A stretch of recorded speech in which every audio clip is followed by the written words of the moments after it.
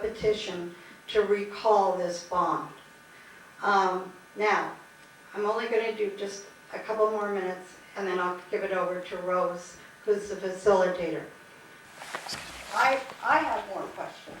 I have a lot more questions, but I'd like you all to ask your questions first. Anybody? I have just an attorney first. The comment I'd like to make is that there's been several of us over the last couple of years that has been investigating this proposed hospital, the ballot measure that was put before the people and the problems with that, the problem with the critical access hospital was in question before they went to the voters for the money. And I want people to know that we have attended some of the hospital board meetings, but was not given adequate answers or not answered at all, and then was put into the minutes that they were giving a couple of us a wide berth. Now that tells me they don't want to answer questions, so it's pretty obvious right today, in my opinion, that if none of the hospital board members even wanted to attend and they're sending their attorney, that they don't want to answer questions. Now, the questions that I attended both meetings Saturday at Scappoose and then the one at the high school here in town, the same question was answered several different ways by the board members and even by the same board members. They couldn't get their facts straight on how much money that they had in the bank. It was on the Cohi call-in Friday that they had over $2 million in the bank, but the budget says $1 million, and then later on they admitted that they only had $1 million. So there's a lot of questions that need to be answered, but without the board here where you can actually pin them down for an answer, it's going to be really hard. And I don't think Mr. Lilly, in my opinion, should be even answering for the board. They made the decisions, they've been making wrong decisions, they've been keeping the information from the public. So actually, with him being here, every one of you that's in the hospital district is paying him to do the job that the elected board should be doing. Prior to the initiative being passed by the board, I was invited to a couple of meetings at private homes regarding the hospital. And at the time that I was invited, there were some board members there, some other members of the community. I don't think, well, anyone knew and wouldn't have had any reason to know that I actually had a little bit of experience in this area. I have worked for the major health plans in the metro area. The only one I haven't worked for is Kaiser. So I'm pretty familiar with our health insurance coverage in facilities. One of the things that I did was I certified for Healthcare Financing Administration and the health plans, and that's Washington, D.C., and the health plans certified whether hospitals, nursing homes, ambulatory surgery centers, the whole 9 yards, doctors, were qualified and met Medicare, Medicaid standards, and then plan standards to be providing, participating providers, and then determine the reimbursement rate in provider contracting that we would actually be paying the hospitals for the services they rendered. Now, why that's important to me is because, and I would think everybody here, is because we all have either Medicare or some type of employer or individual paid health insurance, and speaking for myself, I can't afford health care without health insurance. So when I went to the meeting, the first thing I asked was, have you contacted any of the plans to find out whether this hospital is going to be able to function according to the reimbursement rates that the hospital, that the different health plans will be paying you? Because, for instance, hospitals might bill $2 for an aspirin, but that doesn't mean that that's what your health plan is going to be paying. They're going to be paying 10 cents.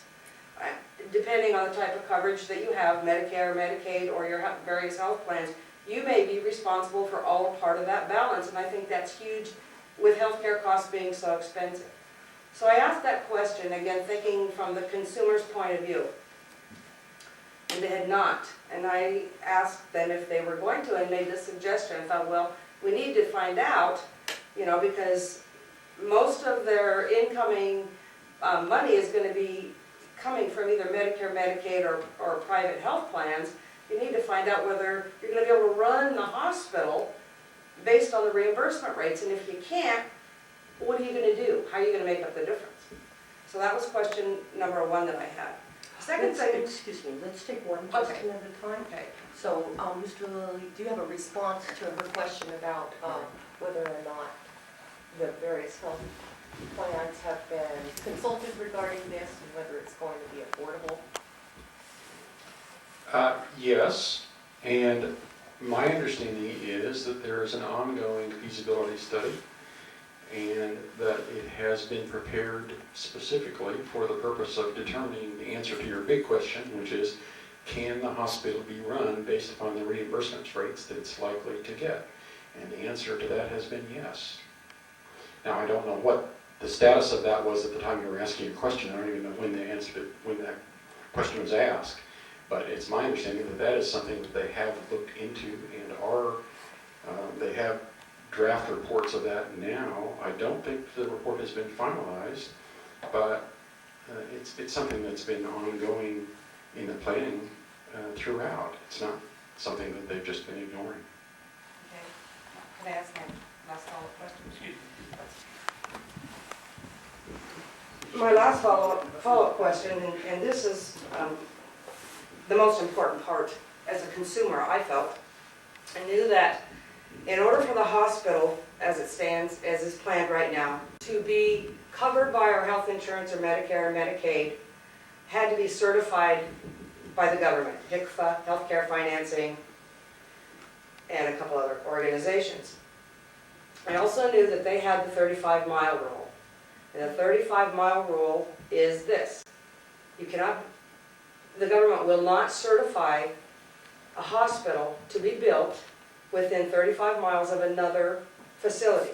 And I knew that Good Sam was within 35 miles, and I knew Peace Health, St. John's was, and maybe even now the new one across the river, if they go by how the crow flies, is Salmon Creek.